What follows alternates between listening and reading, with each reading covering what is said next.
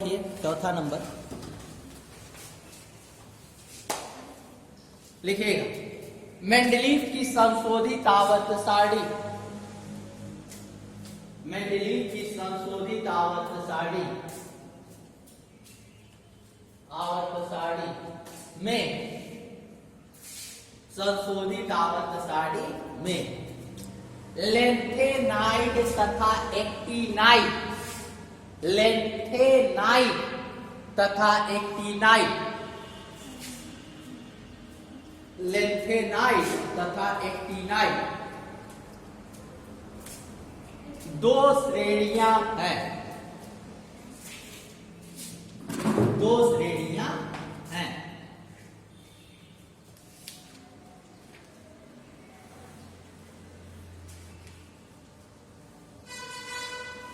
हो गया, आगे लिखिए अगला।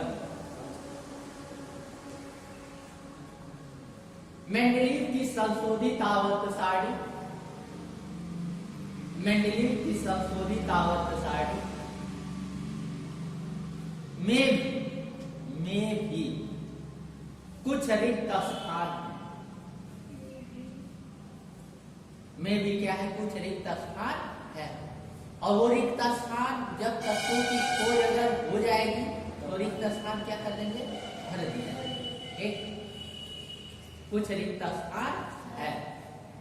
ठीक, अब कहोगे कि सर जी रिक्त स्थान कहाँ है, तो आप देखेंगे ये है मेंडलीव की संशोधित आवर्त सारणी, और यहाँ आप देखिए कुछ रिक्त स्थान है, इसमें कुछ नहीं ना है, तो यही रिक्त स्थान है। इसको हम कैरेक्टर में दिखाएंगे, लक्षण में हम इसको दिखाएंगे। लक्षण अगर आपको लिखना है, ठीक, तो आप पहली चीज की आवर्त सारणी देखिए। आवर्त सारणी में दिख रहा है 8 9 ऊर्ध्वाधर स्तंभ है, और 9 ऊर्ध्वाधर स्तंभ को हम वर्ग कहते हैं, और 7 क्षैतिज पंक्तियां हैं, उन 7 क्षैतिज पंक्तियों को हम लोग क्या कहते हैं, आवर्त कहते हैं। ठीक, दूसरी चीज है कि प्रत्येक वर्ग को यहाँ 8वें और 0 वर्ग को छोड़ दिया जाए तो सभी वर्गों को 2 वर्गों में डिवाइड किया गया है, ए और बी। एक और पॉइंट मैंने लिखवाया होगा कि मेंडलीव की संशोधित आवर्त सारणी में दो श्रेणियां, एक लेंथेनाइड श्रेणी, ऊपर लिखा हुआ लेंथेनाइड, और ये कौन सा है, एक्टिनाइड। अगर हम लोग हिंदी की बात करते हैं तो लेंथेनाइड और एक्टिनाइड का मतलब ये होता है, देखो ये जो मैंने पहले ही बताया था कि अभी तक ज्ञात तत्वों में सबसे अधिक संख्या किसकी है, धातु। ठीक, तो यहाँ जो लेंथेनाइड और एक्टिनाइड जो है ये धातु, मैंने बताया कि ये पूरा एस ब्लॉक, अगर इधर आएंगे तो दीर्घाकार आवर्त सारणी में मैंने कहा था कि पूरा का पूरा एस ब्लॉक, और ये दो श्रेणियां ये भी क्या है, मेटल्स है, धातु। ये पूरा का पूरा यहाँ से यहाँ तक डी ब्लॉक का भी धातु है। अब आते हैं अगर पी ब्लॉक में आएंगे तो पी ब्लॉक में धातु है, अधातु है और उपधातु।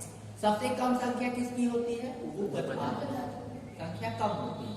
ठीक, तो ये जो लेंथेनाइड और एक्टिनाइड, अगर हम हिंदी की बात करते हैं तो इसको कहते हैं मृदा तत्व। क्या कहते हैं, मृदा। और इसको कहते हैं दुर्लभ मृदा। जानते हो नाम कैसे पड़ा, जाहिर सी बात है ये धातु, धातु है। तो मैंने कहा था कि जितनी भी धातुएं होती है हम पृथ्वी के ऊपर पट्टी से खोद करके निकालते हैं। तो ये मृदा तत्व है, ये मिट्टी में मिलेंगे, जो पहली लाइन। ठीक, ये जो पहली लाइन है इसका ये सब मिट्टी में ये मिलेंगे, तो इसको हम लोग कहते हैं मृदा तत्व, और इसको कहते हैं दुर्लभ मृदा। दुर्लभ क्योंकि ये मिट्टी में नहीं मिलती। मिट्टी में इसलिए नहीं मिलता है क्योंकि अगर हम इसकी बात करें तो ये वातावरण में रहता है, हम इसको सिंथेटिक तरीके से बनाते हैं। ये मिलता नहीं है, हम इसको क्या करेंगे, बनाएं। दुर्लभ का मतलब होता है जो नौ में, तो दुर्लभ मृदा तत्व यानी ये मिट्टी में नहीं। अच्छा, अगर हम बात करते हैं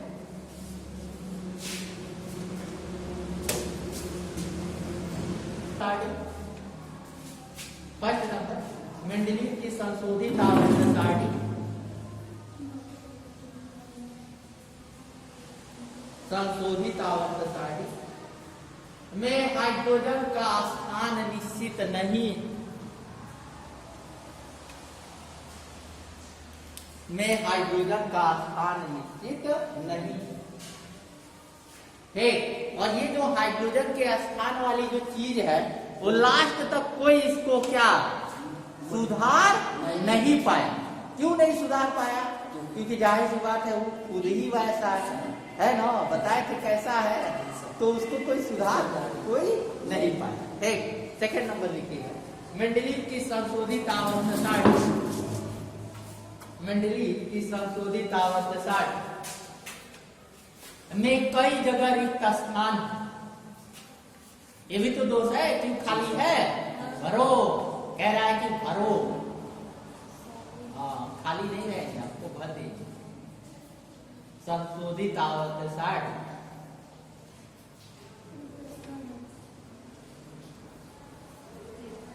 में कई जगह रिक्त स्थान है। ठीक, आगे अगला, मेंडलीव की संशोधित आवर्त सारणी, मेंडलीव की संशोधित आवर्त सारणी, आवर्त सारणी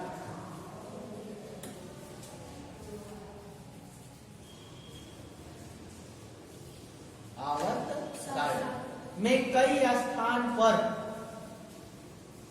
में कई स्थान पर असमान गुण वाले तत्व, असमान गुण वाले तत्व को एक साथ रखा गया।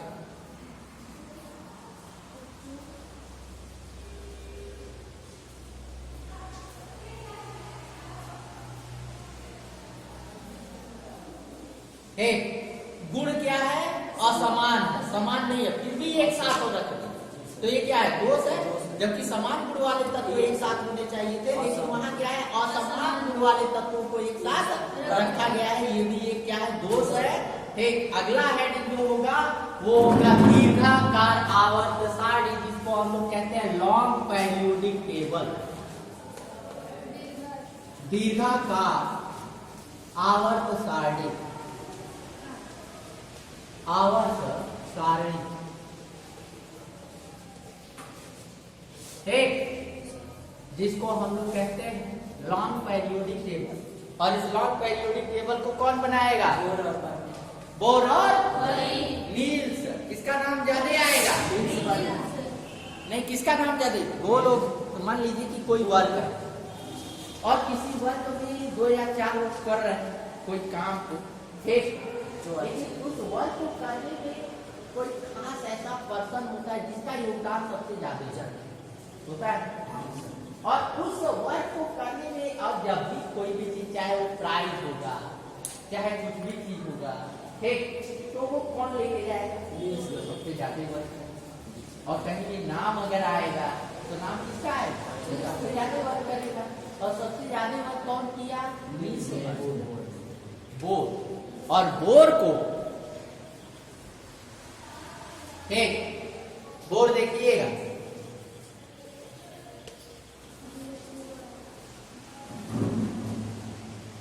एक ये है बोर का नाम, बोर, एच साइलेंट कर कहते हैं ना, कहते हैं कि ये साइलेंट, ये साइलेंट नहीं। और साइलेंट करने वाली चीज जानते हो कौन कर रहा था? और किसने सबसे ज्यादा? इंडिया के जो इंग्लिश वाले होते हैं, और इंडिया का जो ग्रामर है ना, और इंडिया ग्रामर में ही लोग कहते हैं साइलेंट है, ये साइलेंट नहीं है। जैसे नॉलेज लिखेंगे तो के, और क्या कहते हैं? के यहाँ साइलेंट। ठीक, और ये सारी चीजों को करने वाले के इंडिया के लोग। ठीक, और फॉरेन कंट्री में जाओगे, बाहर चले जाओगे, अगर इंग्लिश है, आप इंग्लिश देखोगे तो वहाँ कोई चीज साइलेंट नहीं होता है, और जो रियल में रहता है उसी को हम पढ़ते हैं। ठीक, और जैसे तुम लोग जानते हो इंग्लिश की अगर बात करें तो American English, French English, France में जो बोली जाती है उसको फ्रेंच इंग्लिश कहते हैं। रशियन इंग्लिश होता है जो रसिया में बोली जाती है, रूस, रसिया में क्या? रूस। ठीक, तो इंग्लिश की कई प्रकार के होते हैं, ग्रामर भी कई तरह के होते हैं, लेकिन एक चीज हम बता दें, सबसे अच्छा ग्रामर या सारणी संयोजकता पर आधारित है। जो बोर की सारणी है वो किस पर आधारित है? संयोजकता पर। अब संयोजकता पर आधारित है, कहोगे कि ये जो दीर्घाकार आवर्त सारणी इसी को हम लोग यूज करते हैं और प्रेजेंट टाइम में यही सबसे अच्छा है और अच्छा है, तो जाहिर सी बात है इसको हम खुद बनाना सीखें। एक बनाओगे सब लोग, ठीक, और बता दे रहे एक चार्ट पेपर ले करके खूब बढ़िया से डिजाइन करके खुद तुम लोग बनाओगे और इसको कहाँ रखना है, ठीक, ये हम खुद बताएंगे कैसे ये बना हो, ठीक। तो देखिएगा, अब आते हैं बोर आवर्त सारणी। बोर आवर्त सारणी बनाने के लिए सबसे पहले देखिएगा तत्वों की संयोजकता पर ये आधारित है। किस पर आधारित है? तत्वों की संयोजकता। अगर हम संयोजकता की बात करते हैं तो संयोजकता इसका सबसे इम्पोर्टेंट गुण है। संयोजकता ही क्या है? उसका सबसे इम्पोर्टेंट गुण है। अब हम बात करते हैं, अगर हम पहला तत्व लेते हैं हाइड्रोजन, हाइड्रोजन का परमाणु क्रमांक कितना होता है? एक होता है। दूसरा जो तत्व होता है वो होता है हीलियम, हीलियम का परमाणु क्रमांक कितना? 2। और जो तीसरा तत्व होता है वो एलाइल, लिथियम, परमाणु क्रमांक कितना? 3। और जो चौथा तत्व होता है वो होता है बेरियम, परमाणु क्रमांक कितना? 4। फिर आते हैं जो अगला तत्व है वो है बोरान, बोरान का परमाणु क्रमांक कितना? 5। और जो अगला तत्व है वो है कार्बन, कार्बन का परमाणु क्रमांक कितना? 6। और अगला जो तत्व है वो है नाइट्रोजन, नाइट्रोजन का परमाणु क्रमांक 7 है। अगला जो तत्व है वो है ऑक्सीजन, ऑक्सीजन का परमाणु क्रमांक 8। और कम से कम बहुत पहले से ही हम खिलाते हैं, 9 भूले कम से कम 1 से 20 तक तत्वों का परमाणु क्रमांक याद रखिए। किसका 1 है, किसका 2 है, किसका 3 है, किसका 4 है। अब इन सभी तत्वों को लेकर के हमको एक आवर्त सारणी का निर्माण करना है, बनाना है, ठीक। आवर्त सारणी का निर्माण करना है तो सबसे पहले ये देखिए कि इसमें 1, 2, 3 ये जो परमाणु क्रमांक है ये वास्तव में है। परमाणु क्रमांक मतलब प्रोटॉनों की संख्या और प्रोटॉनों की संख्या इक्वल टू इलेक्ट्रॉनों की संख्या, अर्थात हाइड्रोजन में इलेक्ट्रॉनों की संख्या 1, हीलियम में इलेक्ट्रॉनों की संख्या 2 और लिथियम में इलेक्ट्रॉनों की संख्या 3 और बेरियम में इलेक्ट्रॉनों की संख्या 4। इसी तरह डैश डैश डैश, एक ये इलेक्ट्रॉनों की संख्या है।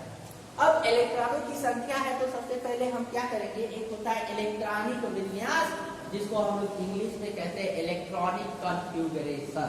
क्या कहते हैं? इलेक्ट्रॉनिक कॉन्फ़िगरेशन, इलेक्ट्रॉनिक विन्यास। और विन्यास क्या होता है, जैसे मान लो कि 50 लोग आए तो हम डिसाइड करेंगे आप वहां जाओ, आप वहां रहोगे, आप वहां रहोगे, सबको अलग अलग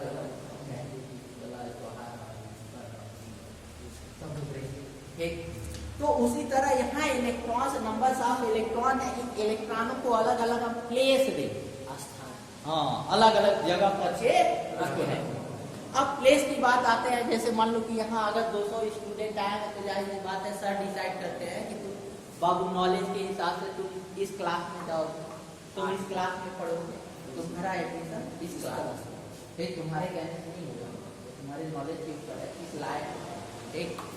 तो उसी तरह ये जो इलेक्ट्रॉन है, इलेक्ट्रॉनों को हमको भेजना है अलग अलग प्लेस में। तो जो पहला होता है वो होता है क्लास, और क्लास को हिंदी में कहते हैं वर्ग, वर्ग कहते हैं। और वर्ग के ही अंदर और क्या? सेक्शन होता है। तो पहली चीज होता है वर्ग। देखो सारी चीजें मोजले वाला ही चीजों को लेकर के बोर्ड में थोड़ा अच्छा करके बता। क्लास एंड सेक्शन ये मोजले का दिया हुआ था और इसी को बोर्ड ने लिया और कहा कि ये जो क्लास और सेक्शन है वो क्लास और सेक्शन में कई क्लासेस हैं और जो क्लास होता है वो 4 प्रकार का। कितने प्रकार का? 4 प्रकार। पहला जो क्लास होता है, ठीक, पहले क्लास में केवल वन एक ही सेक्शन होता है। जो दूसरा जो क्लास होता है उसमें 2 सेक्शन, कितना होता है? 2। ठीक। जो तीसरा क्लास होता है उसमें 3, जो तीसरे प्रकार का उसमें 3 सेक्शन है। 2 सेक्शन हो गया ये सेक्शन, एक और होगा, ठीक। और जो चौथा क्लास होगा उसकी कुल मिला के 4 सेक्शन। और वो सेक्शन का जो नाम है, ठीक, नाम क्या दिया गया है?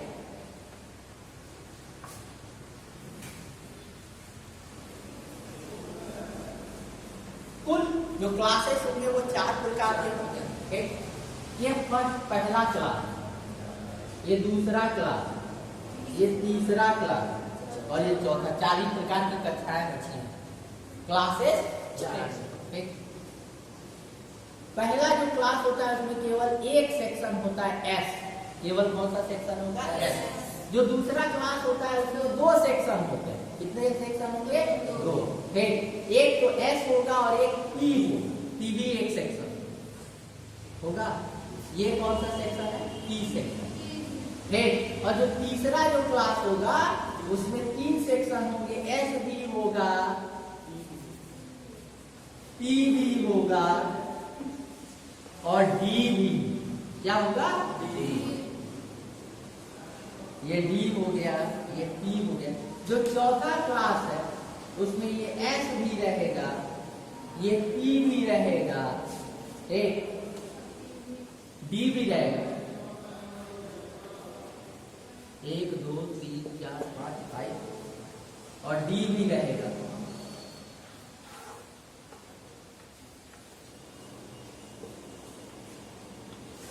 और एक और रहता है एफ भी, और एफ में ऐसे खाने जाते हो क्या? आपको इंडिकेट करता है जैसे कोई क्लास, किसी क्लास के 2 या 3 सेक्शन है और उस सेक्शन के अंदर ब्रांचेस, ये ब्रांच, ये सब ब्रांचेस, ठीक। अब इस ब्रांच के लोगों को बैठाना है। एक ब्रांच पर कितने लोगों को बैठाया है? एक ब्रांच कितने लोग? कितने लड़कों को बैठाया जाए? एक ब्रेक करके 2 लोग बैठे। तो यहाँ अगर इस सेक्शन में आते हैं तो इस सेक्शन में टोटल कितने बैठ सकते हैं? 2। इसमें टोटल कितने बैठ सकते हैं? 6 8। इसमें टोटल कितने?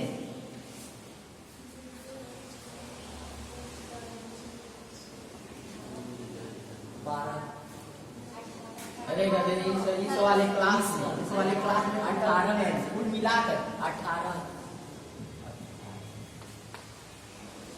ये जो है इसमें 7 खाने हैं, 7 है, 7 खाना है तो कितना? इसमें 7 है, इसमें 5 है, इसमें 3 है, इसमें 1 3 5 7, कुल टोटल कितने? अरे इसमें 7 तो 7 गुना 14 32। कहीं ये सुना है 2 8 18 32 का नाम सुना है? हाँ, इलेक्ट्रॉनिक विन्यास करते हैं तो 2 8 18 32 आता है कभी शायद पढ़े होंगे। तो अब ये सारी चीजें हो गई, हमको पता है ये जो सेक्शन है। अब इस सेक्शन में इलेक्ट्रॉन जाएंगे और इलेक्ट्रॉन को भरा। अब कैसे भराएगा? अच्छा ये बताओ, जैसे 2 लड़के आ गए तो हम उसको कहाँ, सब खाली, 2 लड़के आए तो कहाँ, इसमें भेजा जाए? ठीक। अगर मान लो कि 15 लोग आए हैं तो कहाँ रहेंगे? पहले में तो 2 चलेगा और दूसरे में 8 तो 10 हो गया और बचेगी 7 15 5 किसमें जाएंगे? 3 वाले। यहाँ निश्चित है कि इसके बाद ये और इसके बाद ये और इसके बाद ये, इन सारी चीजों में जाना है, ठीक। अब जब जाना है तो कैसे, क्या क्रम है, उस क्रम को डिफाइन करने के लिए हम एक वो बना रहे हैं। ये 1s है, अर्थात एस वाला पहला एस कहीं थे ना, पहले वाले में भी एस था, दूसरे वाले में भी एस था, तो कई एस है, ठीक। इसी प्रकार से कुल एस की संख्या 1 है। ये हो गया 2s, ये हो गया 3s, ये हो गया 4s, ये हो गया 5s और ये हो गया 6s और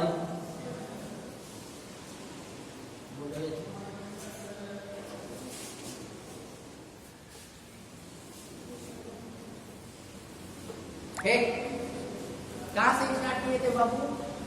1s, 2s, 3s, 4s, 5s, 6, 7 और कहोगे कहां सातवें तक? क्यों क्यों सातवीं तक लिखे? कैसे तो मिल रहा है सातवीं तक क्यों लिखा गया है? नहीं लगता है याद है। मतलब उसका नियम था जो अरे इससे पहले जब मोजले में 7 आवर्त बताए थे ना, 7 आवर्त, वही 7 तक लिखा। मोजले देखो बोल रहे क्या किया, मोजले के कोई पहले उसने अपना तरीका दिया, तो मोजले ने 7 तक लिया था, 7 आवर्त से लिए थे, इसीलिए उसने नंबर कितना तक लिखा? 7। अब ध्यान से देखिए, अच्छा तो टी जब आता है तो टी हम कब से लाए थे? कब लाए थे? दूसरे से, तीसरे से, चौथे से कब लाए थे?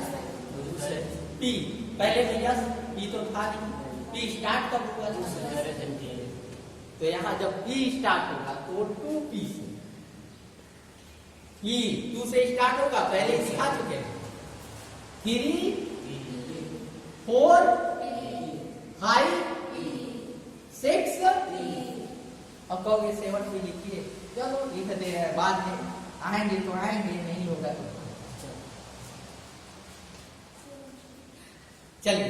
डी कब से स्टार्ट हुआ? हाँ 3 से। इतना हो गया क्लियर ना? तो ये 4, 5, 6 हो गया। एफ कब से स्टार्ट हुआ? चौथे से। चौथे में ही तो स्टार्टिंग आया था, आया पता, तो 4 से अब स्टार्ट कर। कोई दिक्कत? इतना क्लियर है ना? तुम्हें लोग बताया कब से स्टार्ट। अब करते क्या है, थोड़ा सा तिरछा ऐसे लाइन से, ध्यान से देखो कौन कहां पढ़ रहा है।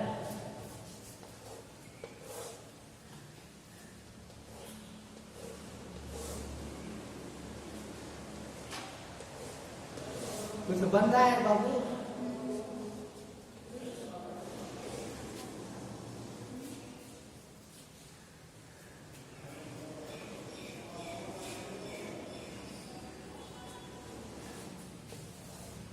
अब एक चीज हम बता दे रहे हैं, ये 7 तक मैंने लिखा है। अगर 118 तत्वों की अब तक खोज हुई है, अगर 118 से अगर बढ़ेंगे ना तो हम क्या करेंगे? तब आवर्त सारणी अगर हमको बनाना होगा तो क्या करेंगे? यहाँ 7s के बाद 8s, थोड़ा सा बढ़ा, ठीक। अब जब है इसके बीच में भी एक लाइन खींच दी,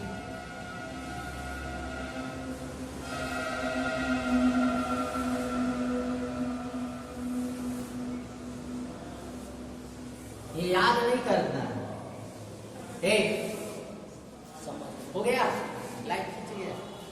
अब आगे चलते हैं, इसी पर पूरा आवर्त सारणी बनेगा। हम यहां से चलेंगे,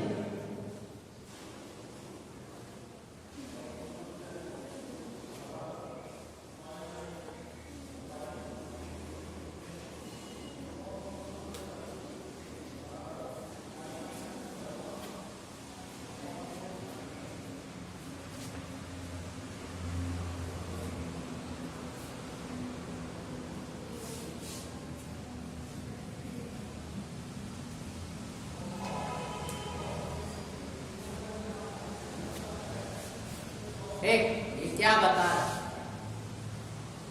मैंने शुरू में ही पहले ही कहा है, इलेक्ट्रॉन को भरना है, अलग अलग प्लेस देना है, जगह देना है, ब्रेंच है, ब्रेंचों पे बैठाना है बच्चे, ठीक।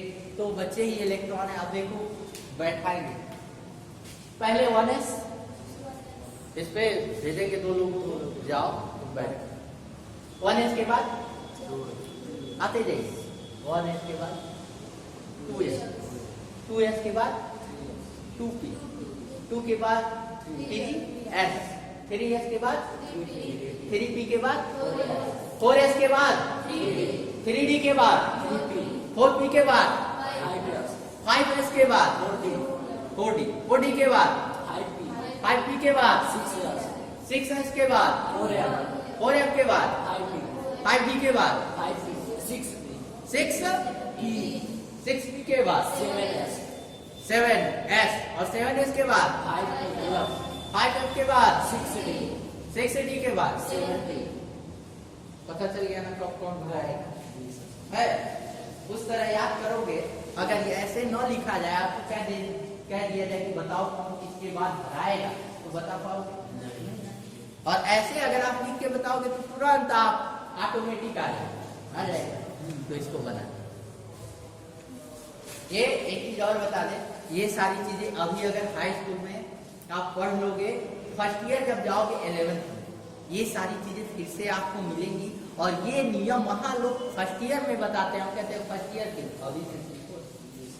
तो ये फर्स्ट ईयर का चीज है, लेकिन आपको तत्वों का वर्गीकरण करना है, हमको खुद करना है, तो जाहिर सी बात है नियम को पहले पढ़। तो ये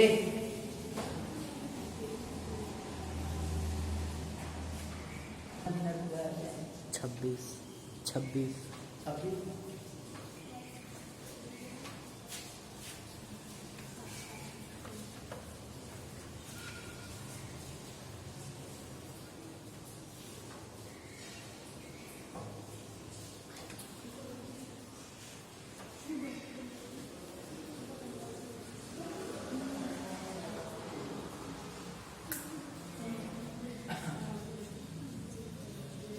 करुणा महाराज जी सबको हिला है कि नहीं? और इतना हिला दिया कि लोग मतलब जानते हो, मोदी जी जो स्वच्छ भारत अभियान जो चलाए थे, स्वच्छता एक कदम स्वच्छता की ओर, पर इतने ऐड, इतना प्रचार, स्वच्छता रखिए, सफाई रखिए, इतना ऐड सब कुछ दिखाने के बाद भी वो सक्सेस नहीं हुए।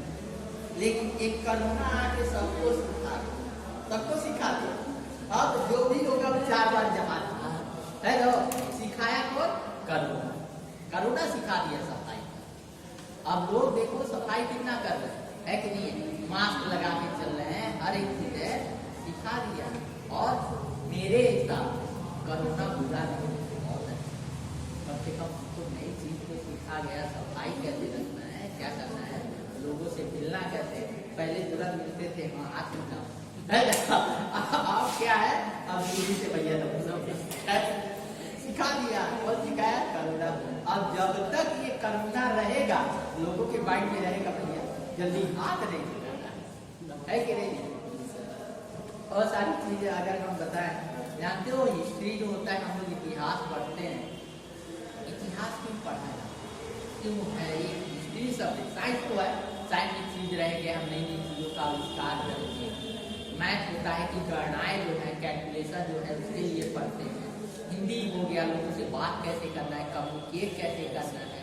और कविताएं जो होता है दूसरों को अट्रैक्ट करना, कविता सुना देंगे, अट्रैक्ट हो जाएगा। कविताएं, शायरी, ये सारी चीजें अट्रैक्ट करने के लिए होती है। तो हिस्ट्री क्यों होती है? अपने प्रति अनुसार है हिस्ट्री क्यों पढ़ते हो? कभी इतिहास क्यों पढ़ा जाता है? इतिहास के बारे में जानने के लिए। मतलब जान के हम क्या करेंगे? हम ये कहते हैं जान के करोगे, क्या करोगे? कौन सा बहुत बड़ा चीज मार? इतिहास को जान के कर क्या लोगे?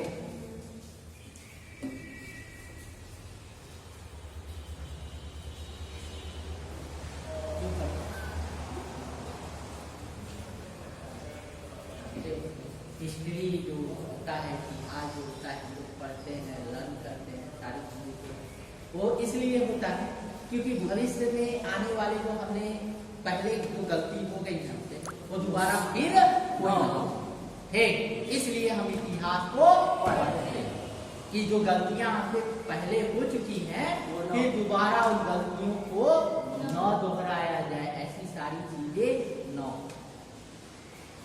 साइंस कहता है कि हम आने वाले वक्त या पूरे, अगर हम वर्ड की बात करते हैं, वर्ड 7 ऐसे पूरे वक्त रहेंगे कि जो कभी नहीं, कोई नहीं चाहेगा कि वो वक्त वैसा वक्त फिर कभी आए। मनुष्य को कभी नहीं चाहेगा ना। तो पहला टाइम था वर्ल्ड वार फर्स्ट, विश्व युद्ध, प्रथम विश्व युद्ध। वो टाइम ऐसा था, कोई नहीं चाहेगा कि फिर वैसा समय आए, लाखों लोग उसमें मारे। एक दूसरा जो सबसे बुरा टाइम रहा है अब तक का विश्व का, वो था वर्ल्ड वार सेकेंड। एक और सदा वर्ल्ड वार सेकेंड। और जो तीसरा था, नहीं और बता, पहला वर्ल्ड वार फर्स्ट, हाँ सेकेंड जो था वो था 1920 में एक महामारी आई थी जिसको हम लोग कहते हैं इन्फ्लुएंजा। क्या कहते हैं? इन्फ्लुएंजा। ये एक फीवर था, एक बीमारी थी जिसको हम लोग पहले के लोग हैजा कहते, क्या कहते थे? हैजा। और जो हैजा था, और जब इंडिया में हैजा आया ना, अब देखो हैजा जैसे कोरोना इस समय आया है, वैसे हैजा आया था पूरे वर्ल्ड के लोग उससे ग्रसित थे। और उसका वैक्सीन जो है बनने में 6 साल लगे। 6 साल बाद उसका वैक्सीन आया और उसके वैक्सीन का सबको टीका लगाया गया। और सन 1920 के बाद करीब 6 साल लगे। सन 1920 के बाद जो है लगभग 26-26 में इसका वैक्सीन आया था। और वो वैक्सीन लगाने का तरीका जानते हो क्या था? पहले रहता था कांटे की तरह, उसमें रहता कांटा, और उसको दवा में डुबो कर और लोगों को यहाँ लगाया, यहाँ। और लोग अपने पिता या उनके कभी पहले के लोगों को देखना, उसके ऐसे दाग, और लोग कहते थे छापा छाप एक, और वो लोगों को पकड़ के वो लगाया जाता था, दाग दिखेगा ऐसे बाजू से। है किसी के पिता या पहले देखे हो किसी के बाजू पर? नहीं देखे हो? पूछना अपने पिता उता से कि पहले पापा छपरहा चलता था क्या, तो वो बताएंगे, सारी कहानी बताएंगे। तो वो लगाया जाता था टीका, और वो ऐसे इसलिए लगाया जाता था कि इंजेक्शन से अगर लगाया जाएगा तो किसको लगा है किसको नहीं लगा है कोई नहीं जानता। तो इसीलिए उसका पूरा उस तरह कांटे की तरह रहता था, एक दाग बन जाता था, और दाग देख के लोग जान जाते थे कि हाँ इसको ये टीका लग गया है, अब इसको नहीं लगाना। और जिसके नहीं रहता था उसको पकड़ के लोग लगता। और यहाँ तक कि होता था जो बच्चे होते थे ना, घरवा छोड़ के भागे, जैसे जानते कि गाड़ी छपरा के गाँव छापे वाले ठीक, तो बच्चे जितने रहते थे वो भाग जाते, लेकिन पकड़ के उस सबको लगाया जाता। तो वो था सेकेंड। जो तीसरा था वो वर्ल्ड वार सेकेंड था। उसके बाद वर्ल्ड वार सेकेंड के बाद ये जो आपका कोरोना है,